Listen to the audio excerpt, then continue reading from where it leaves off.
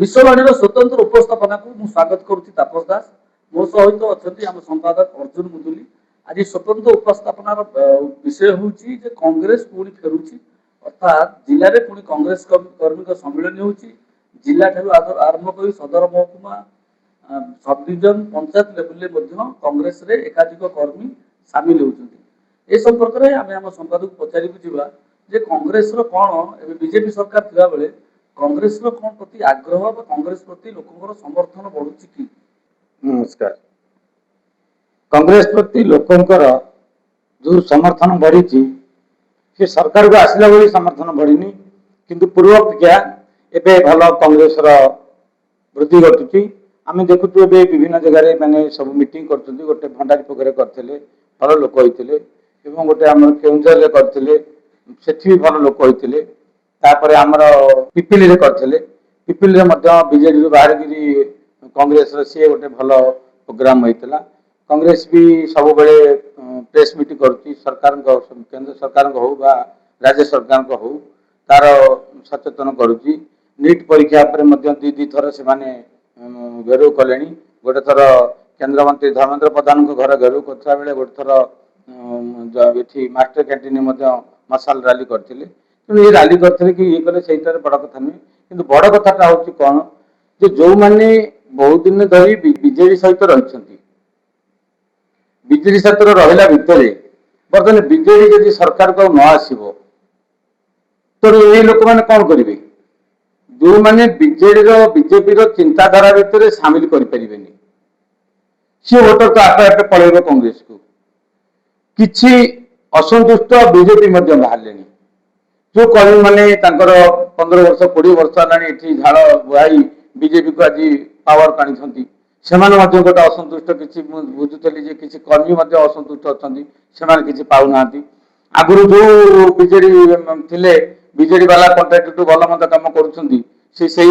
हिसाब से कम चली जहाँकि बीजेपी कर्मी मान भल कम दि जाने असंतुष्ट अच्छा से कहया कथा आम जो 15 वर्ष काल लहू लुह ढाली माड़ खाई गाड़ी खाई गोटे सरकार को हटे आम आज सरकार आणिलु कि आमर किसी बेनिफिट होनी ये सब चिंताधारा विचार कले जो मैंने 15 वर्ष 24 वर्ष भितर बीजेडी की जाना सी बीजेपी वाला बीजेडी की जी कि ना कहया कथा देख दीर्घ वर्ष धरिक विरोधी दल आसन में भी कांग्रेस बसी पारि ना तेणु एवं 3 मास तले कांग्रेस सभापति जो अच्छा से कहले आम मेट करूँ जब केन्द्र में कांग्रेस अच्छा नेता मैंने इशारा दिखती अनुमति दिखती आमर मेट हम आप भावुं कांग्रेस सहित बीजेडी कि बीजेडी सहित कांग्रेस मेट हम पंचायत निर्वाचन नहीं पंचायत निर्वाचन में कांग्रेस सहित बीजेडी सहित कांग्रेस मेट गोटे गोटे जगार हम सब जगार हेनी से अघोषित मेट हम मु तो भावुची जो आमर पूर्वतन मुख्यमंत्री वर्तमान विरोधी दल नेता नवीन पट्टनायक जो 7 दिनिया गस्त जाइछंती कोटि की दिल्ली मुझे भावुची दिल्ली रो गोटे कौन करके आसवे सी आइदर राहुल गांधी साथ भेटिया गुजब उठुची सत ही पारे न ही पारे तापर सी 7 दिन जेहेतु गोटे अपोजिशन लीडर जाउछंती किसी ना किसी गोटे राजनीति छुंक थिबो तापरे आमको बुझा पड़ो किंतु आप गोटे कथा जानले खुशी हे जे गोटे गोटे जगह बीजेडी और बीजेपी मेट हम पंचायत निर्वाचन में अघोषित मेट केमी भावुं आप ये भावुची जे गोटे गोटे जगह जो विधायक नेता अच्छा किसी बीजेपी कर्मी समर्थन करना बीजेडी कर्मी ये तो विरोधी तेणु पंचायत निर्वाचन में जी जेते जो विधायक तार जेते पंचायत गढ़ जीतब 29 निर्वाचन बेलू टिकट पाया तार फाइनाल हम जो पंचायत तार स्थिति खराब हो टिकट पाइबनी 29 तेणु किसी जगह आमको खबर मिलूँ बीजेपी कर्मी असंतुष्ट हो बीजेडी पंचायत को बीजेडी कैंडिडेट को भोट देवे आ गोटे कथा बीजेपी कौन ग्राउंड लेवल कर्मी ना आप देखिए ଏଇଥର ଯୋଉ 24 ସରକାର ଯୋଉ ଆସିଲେ ସେମାନଙ୍କର ତଳ ସ୍ତରରେ କୌଣସି କର୍ମୀ ନଥିଲେ, ତାଙ୍କର ସଂଗଠନ ମଧ୍ୟ ନଥିଲା। କାହିଁକି ଏକଥା କହୁଛି, ଏଥର ଲୋକ ସ୍ୱମୋଟ ଭାବେ ନିଜସ୍ୱ ଇଚ୍ଛା ମାଧ୍ୟମରେ ବିଜେପିକୁ ଭୋଟ ଦେଇଥିଲେ, ନରେନ୍ଦ୍ର ମୋଦୀଙ୍କୁ ଦେଖିଲେ। କିନ୍ତୁ ଏବେ ତାଙ୍କର ସରକାର ବଢିଲେ, ଏବେ ତାଙ୍କର ଅସଲ ପରୀକ୍ଷା ହବ ତାଙ୍କର ସଂଗଠନ ଅଛି କି ନାହିଁ। ଯଦି ସଂଗଠନ ନାହିଁ କିମ୍ବା ଯୋଉମାନେ ବିଜେପିକୁ ସମର୍ଥନ କରୁନାହାନ୍ତି, ଯୋଉମାନେ କଂଗ୍ରେସର ପୁରୁଖା ଭୋଟ ବା ପକେଟ ଭୋଟ ଥିଲା, ସେମାନେ ପୁଣି କଂଗ୍ରେସକୁ ଫେରିଯିବେ ନା ବିଜେପିକୁ ଆସିବେ? ନାଇଁ, କଂଗ୍ରେସର ପକେଟ ଭୋଟ ପୁରୁଖା ଭୋଟର ସେ କଂଗ୍ରେସକୁ ଯିବେ, ସିଏ ବିଜେପିକୁ ଯିବେନି। ବିଜେପି ଆଉ କାରଣ ଦେଖାଯାଇଥିଲା ଯେତେବେଳେ ବିଜେଡି ଗଭର୍ଣ୍ଣମେଣ୍ଟ ଥିଲାବେଳେ ବହୁତ କଂଗ୍ରେସ କର୍ମୀ ଆସ୍ତେ ଆସ୍ତେ ଧୀରେ ଧୀରେ ପଞ୍ଚାୟତ କୁହନ୍ତୁ, ସବ୍ ଡିଭିଜନ କୁହନ୍ତୁ, ଜିଲ୍ଲା ସ୍ତରରେ ଧୀରେ ଧୀରେ ଇଭିନି ଆପଣ ଏମଏଲଏ ମାନଙ୍କୁ ଦେଖନ୍ତୁ, ସେମାନେ ବିଜେଡିରେ ମଧ୍ୟ ମିଶି ଯାଇଥିଲେ ଏମଏଲଏ ସ୍ତରୀୟ ନେତା ମାନେ। ତେଣୁକରି ଏବେ କଣ ହବ ସେ ପରିସ୍ଥିତି? ସେ ଗୋଟେ ସମୟ ଥିଲା, ସବୁ କଂଗ୍ରେସ କର୍ମୀ ପ୍ରାୟ ଇଭିନି ବିରୋଧୀ ଦଳ ନେତା ବି ଯାଇକିରି ବିଜେଡିରେ ମିଶିଥିଲେ, ଯାହାକି ଭାରତ ରାଜନୀତିରେ ଇତିହାସରେ ପ୍ରଥମ। ଆଉ ଗୋଟେ କଥା ମନେ ରଖନ୍ତୁ, ସିଏ ଗୋଟେ ଯେମିତି ସମୟ ଥିଲା ସମସ୍ତେ ବିଜେଡିରୁ କଂଗ୍ରେସରୁ ଯାଇକିରି ବିଜେଡି ମିଶୁଥିଲେ, ଏବେ ଗୋଟେ ସମୟ ଆସିବ ବିଜେଡିରୁ କିଛି ବାହାରିକିରି କଂଗ୍ରେସରେ ମିଶିବେ। ଏଟାକୁ ଲେଖିକି ରଖନ୍ତୁ। କାରଣ ବିଜେଡିରେ ଯୋଉ ଭଳିଆ ଟଣା ଓଟରା ଗୋଳମାଳିଆ ପରିସ୍ଥିତି, ଆଉ କିଛି ବିଜେଡି ଛାଡିବେ ବିଜେପି ପଳେଇଲାଣି, ସେମାନେ ଭାବୁଛନ୍ତି କି ଆପଣ ସେଇଭଳି ଭାବୁଛନ୍ତି କି ବିଜେଡିରେ ଅସନ୍ତୁଷ୍ଟ ହୋଇ ଲୋକ, କାରଣ ଯୋଉମାନେ ବିଜେଡି ଆଦର୍ଶରେ ଅଛନ୍ତି, ଯୋଉମାନେ ନବୀନ ପଟ୍ଟନାୟକ ବିଜୁ ପଟ୍ଟନାୟକ ଆଦର୍ଶରେ ଅଛନ୍ତି, ସେମାନେ କେବେ ବିଜେପିକୁ ଆସିପାରିବେନି।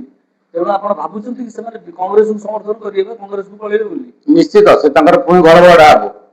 ଆଉ ଗୋଟେ କଥା ମନେ ରଖନ୍ତୁ, ଶୁଣିବାକୁ ମିଳୁଛି ସୋସିଆଲ ମିଡିଆରୁ ଯେ ପାଣ୍ଡିଆନ ଆସିବେ ବ୍ୟାକ୍ କରିବେ, ସୁଜାତା କାର୍ତ୍ତିଆୟନ ଆସିବେ। ଯଦି ଆସନ୍ତି, ଯୋଉମାନେ ପାଣ୍ଡିଆନକୁ ନିର୍ବାଚନ ପରେ ପାଣ୍ଡିଆନକୁ ବିରୋଧ କରିଥିଲେ ବା ପାଣ୍ଡିଆନକୁ ଗାଳି ଗୁଲଜ ଦେଇଥିଲେ ବା ତାଙ୍କ ବିରୁଦ୍ଧରେ ମନ୍ତବ୍ୟ ଦେଇଥିଲେ, ପାଣ୍ଡିଆନ ଆସିଲା ପରେ ସେ ବିଜେଡି ରହିବେ କି? ସେମାନେ କଣ କରିବେ? ସେ ବାଧ୍ୟ ହେଇକି ପୁଣି କଂଗ୍ରେସକୁ ଯିବେ। ଏବେ ଦେଖିବେ ରାଜ୍ୟସଭା ଇଲେକ୍ସନ ଯୋଉ ଗଲା, ଦିଲ୍ଲୀପ ରାୟଙ୍କୁ କିଛି କଂଗ୍ରେସର ନେତାମାନେ ମଧ୍ୟ ସମର୍ଥନ କରିଥିଲେ। ସେମାନେ ଏବେ ସ୍ପଷ୍ଟ ହେଇଗଲା ପରେ, କଂଗ୍ରେସ ଦଳ ସ୍ପଷ୍ଟ ହେଇଗଲା ଯେ ଆମର କିଛି ନିର୍ଦ୍ଦିଷ୍ଟ ଭାବେ ଏମଏଲଏ ସମର୍ଥନ କରିଥିଲେ, ସେମାନେ ଏବେ ବିଜେଡିକୁ ଚାଲିଯିବେ ବୋଲି ଆଲୋଚନା ହଉଛି। ଏଣୁ ସଂଗଠନ କଂଗ୍ରେସର ମଜବୁତ ହବ ନା ଦୁର୍ବଳ? ନାଇଁ, ଦୁଇ ଜଣ ତ ଯାଇଥିଲେ, ଆଉ କଂଗ୍ରେସର ଦୁଇ ଜଣରୁ ଗୋଟେ ହେଲେ ସୋଫିଆ ବିଦର୍ଶ, ତାପରେ ଆଉ ଗୋଟେ ଜଣ ହଉଛନ୍ତି ରମେଶ ଜେନା। ଏ ଦି ଜଣ ଭିତରେ ତାଙ୍କର ସୋଫିଆଙ୍କ ବାପା ଜଣେ ରାଜନୈତିକ ଦଳ ଗଠନ କରିଦେଇଛନ୍ତି। ତାପରେ ରମେଶ ଜେନା, ମୋର କାହିଁକି ମନ ହଉଛି ଯେ ରମେଶ ଜେନା କଂଗ୍ରେସ ଛାଡ଼ିବେନି, ନିର୍ବାଚନ ଥିବ କିଛି ଦିନ, ସେ ପୁଣି AICCରେ ଡାକରା ହବ, ଡାକରା ହେଲା ପରେ ସେ ଗୋଟେ ଭୁଲ ମାଗିବେ, ସେଠି ଗୋଟେ ତାଙ୍କର ଗୋଟେ ଅଛି AICC ଏତିକି ଫାଇନ ଦବାକୁ ଦେଲେ ପୁଣି ଦଳକୁ ବ୍ୟାକ୍ କରିବ, ପୁଣି ଦଳ ପୁଣି କହିବେ ଯେ ରମେଶ ଜେନାକୁ ଆମେ ଇଏ କରୁ, ଯେତେବେଳେ AICC କହିବ ଆଉ PCC କଣ କରିବେ? ତେଣୁ ସେଇ ସମୟକୁ ସମସ୍ତେ ଅପେକ୍ଷା କରନ୍ତୁ, ଆପଣ ଦେଖିବେ ଧୀରେ ଧୀରେ ଧୀରେ ଧୀରେ ପୁଣି ରମେଶ ଜେନା କଂଗ୍ରେସ ଯିବେ। ସେ କଂଗ୍ରେସ ବ୍ରାଣ୍ଡ, ସିଏ କଂଗ୍ରେସକୁ ସେ ଛାଡ଼ିବେନି, କାରଣ କଂଗ୍ରେସରୁ ହିଁ ତାଙ୍କର ପରିଚୟ। ଆପଣ କଣ ଭାବୁଛନ୍ତି ଏଇ ଯୋଉ ପଞ୍ଚାୟତ ନିର୍ବାଚନ ବା ପୌର ନିର୍ବାଚନରେ ବିଜେପିକୁ ଗ୍ରାଉଣ୍ଡ ଲେବୁଲରେ ବା ତଳ ସ୍ତରୀୟ ପଞ୍ଚାୟତ ନିର୍ବାଚନ ଅଛି, ସେଥିରେ କଂଗ୍ରେସ ଆଉ ବିଜେଡି ମେଣ୍ଟ କଣ ତାଙ୍କୁ କଡା ଟକ୍କର ଦବ ବୋଲି ଭାବୁଛନ୍ତି, ନା ଏକଚାଟିଆ ଭାବେ ସେମାନେ ଜିତିଯିବେ? ବିଜେପି ଏକଚାଟିଆ ଭାବରେ ଜିତି ପାରିବେନି, ଜିତିବେ କାରଣ ଯେହେତୁ ଗୋଟେ ସରକାରରେ ଅଛନ୍ତି, ସରକାରର ଗୋଟେ କଳ କାମ କରେ, ତେଣୁ ସବୁ ଦଳରେ ସେଇଟା ଅଛି। ତେଣୁ ତାଙ୍କୁ କିଛି ଅଧିକ ମିଳିବ, କମ ମିଳିବନି, କିନ୍ତୁ ଅଧିକ ମିଳିବ, କିନ୍ତୁ କଡା ଟକ୍କର ହବ। କିନ୍ତୁ ଏତେ ସହଜରେ ବିଜେପି ନେଇଯିବେନି, କାରଣ ଗୋଟେ ରାଗି କରିଛନ୍ତି, ବର୍ତ୍ତମାନ ଭତ୍ତା କେସ୍ ନେଇକି ବୁଢାବୁଢୀ ରାଗି କରିଛନ୍ତି। ଆଉ ଗୋଟେ କଥା ଦେଖିବେ, ପ୍ରତ୍ୟେକ ଜିଲ୍ଲାରେ ବର୍ତ୍ତମାନ ଜିଲ୍ଲା ସ୍ତରୀୟ ହୁଅନ୍ତୁ, ବ୍ଲକ ସ୍ତରୀୟ ନେତା ମାନେ ସମସ୍ତେ ବିଜେଡି ନେତା ମାନେ ବିଜେପିରେ ମିଶୁଛନ୍ତି। କେହି ତ କାହିଁ ଦେଖିବାକୁ ମିଳୁନି ସେମାନେ କାହିଁ କଂଗ୍ରେସକୁ ମିଶୁଛନ୍ତି ବୋଲି।